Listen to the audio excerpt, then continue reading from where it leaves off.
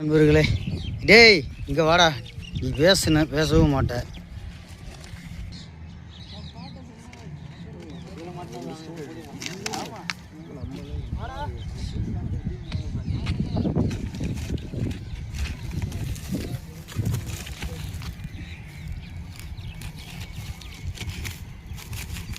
டேய் தம்பி, வந்து பின்னாடி உட்காந்துக்குங்க.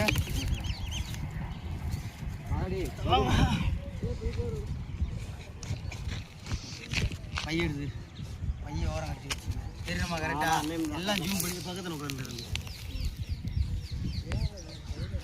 வாங்க உட்காராத உட்காந்துக்குங்க. யூடியூப்பில் போடுறது தான். வணக்கம் நண்பர்களே, மீனவன் வளரிப்பாண்டி. இன்றைக்கி பார்த்தீங்களா, இன்றைக்கி வேட்டையில் கிடச்சிது. ஆமாம், இன்றைக்கி பொழுது போகலை. இன்றைக்கி வந்ததுக்கு ஓரளவுக்கு நல்ல மீனாக எங்களுக்கு கிடச்சி. 2 கேனை கேனோட இழுத்துட்டு உள்ளே போயிடுச்சு. அது இன்ன வரைக்கும் கண்டுபிடிக்கவே முடியல. அதனால் விட்டுட்டோம். நாங்கள் அங்கிட்டு இருக்கும்போது இங்கிட்டு 2 பெரிய கண்டை 7 கிலோ 8 கிலோ இருக்கும். கேனோட போயிடுச்சு உள்ளே. அதனால் ஒன்றுமே எங்களால் சரி பண்ண முடியல. அதாவது நமக்கான பொழுதுபோக்கை நாம் தான் அமைச்சுக்கிறோம்.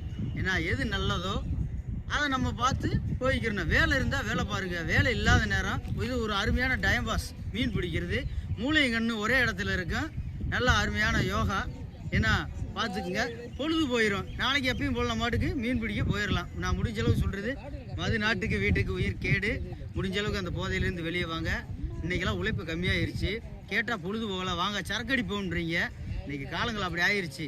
முடிஞ்ச அளவுக்கு அந்த சரக்குலேருந்து வெளியே வந்தீங்களாக்க பின்னாடி உடம்பு நல்லா இருக்கும். இப்பயே சரக்கு அடிச்சிங்களாக்க அவ்வளோதான். பின்னாடி நோய் நொடியில் தான் நம்ம ரொம்ப பாதிக்கப்படுவோம். மீனவன் வளரிப்பாண்டி. வளரி வீசுனா சும்மா கரன்னு போய் சரசரன்னு வரேன். நச்சுன்னு பிடிச்சி கச்சுன்னு வைக்கணும். வளரதுடையிலும் வளரிய இதயத்தில் வைக்கணும். நம்ம சேனலை எப்பயும் இதயத்திலே வச்சு பாருங்கள். நல்ல ஒரு அருமையான பொழுதுபோக்கை கற்றுக்குங்க. நல்ல வழியில் போயிட்டு நல்ல வழியில் வாங்க. பாருங்க, தம்பியெல்லாம் உட்காந்துருக்காங்க. இவங்களுக்கு நம்ம ஒரு நல்ல பழக்கத்தை தான் சொல்லித்தரோம்.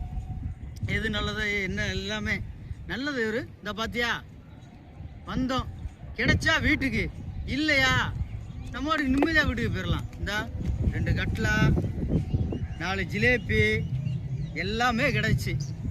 அதனால் நல்ல ஒரு ஒழுக்கத்தை கற்றுக்கொண்டு நல்ல ஒரு வழியில் போயிட்டு நல்லபடியாக வாங்க. நன்றி நண்பர்களே. அடுத்த வாரம் பாருங்களேன்.